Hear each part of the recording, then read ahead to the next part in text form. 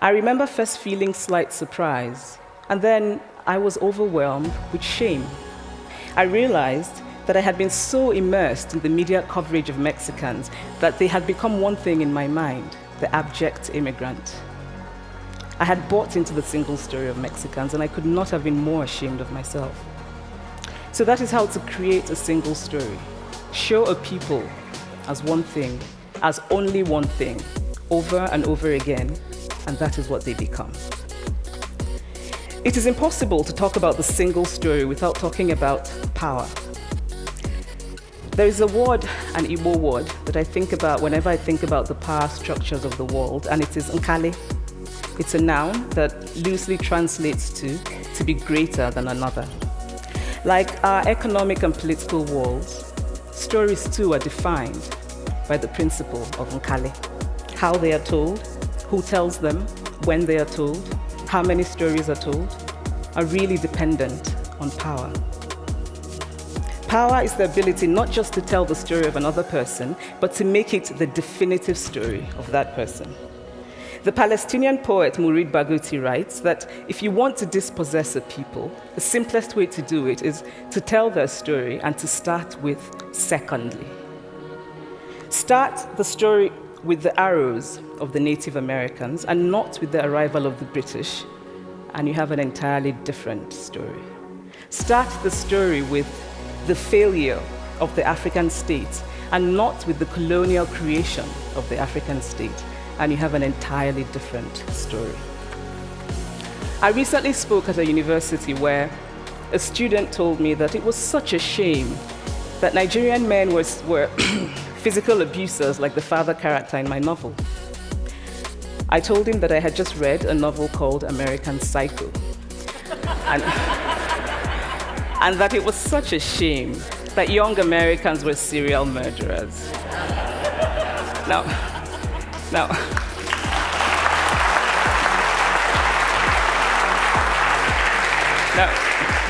obviously I said this in a fit of mild irritation, but it would never have occurred to me to think that just because I had read a novel in which a character was a serial killer, that he was somehow representative of all Americans.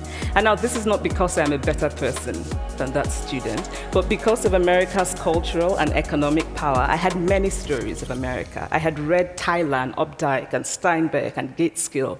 I did not have a single story of America.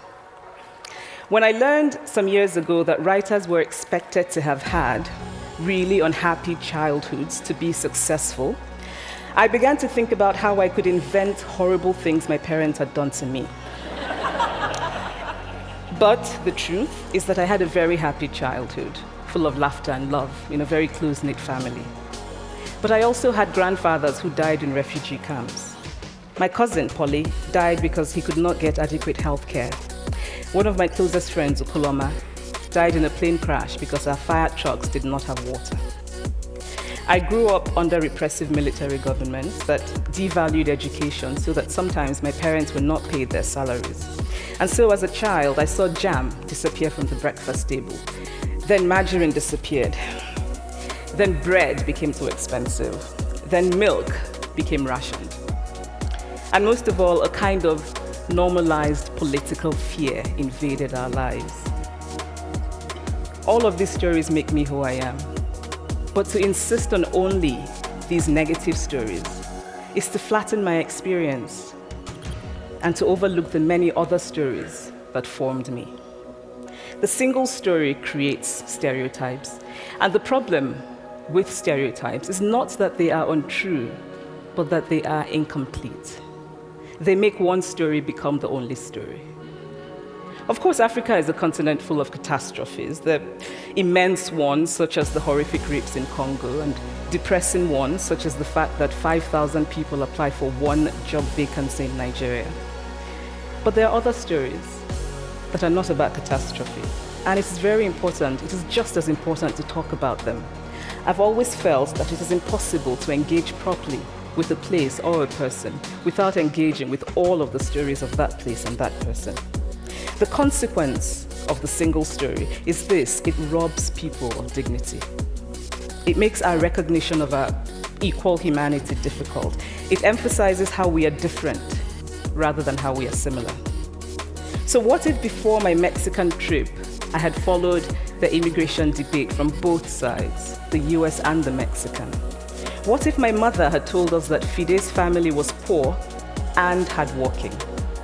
What if we had an African television network that broadcast diverse African stories all over the world? What the Nigerian writer Chinua Achebe calls a balance of stories.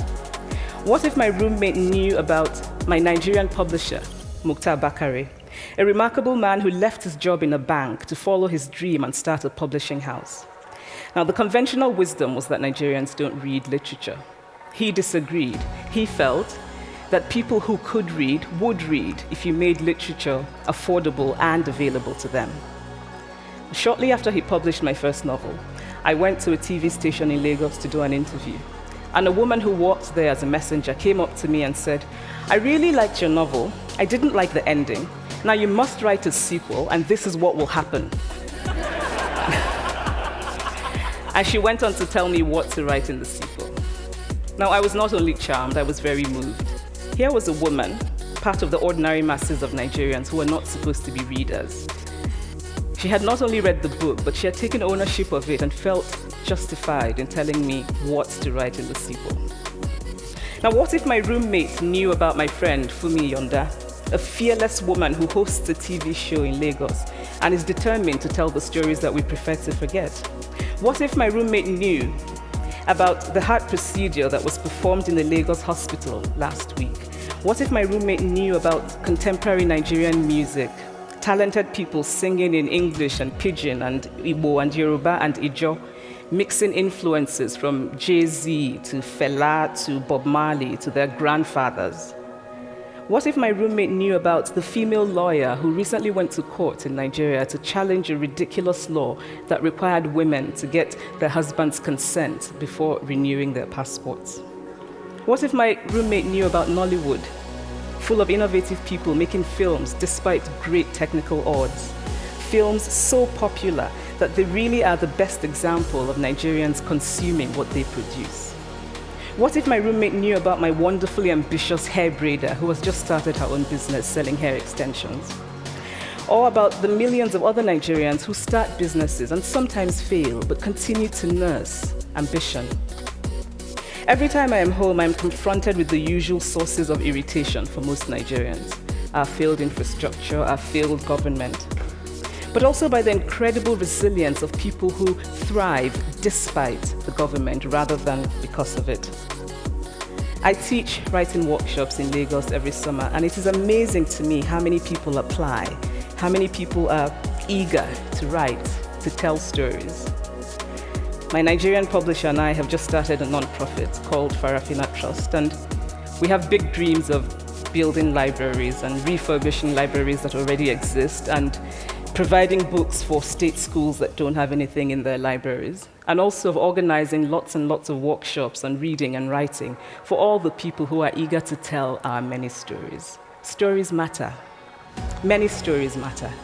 Stories have been used to dispossess and to malign, but stories can also be used to empower and to humanize. Stories can break the dignity of a people, but stories can also repair that broken dignity. The American writer Alice Walker wrote this about her southern relatives who had moved to the north, and she introduced them to a book about the southern life that they had left behind.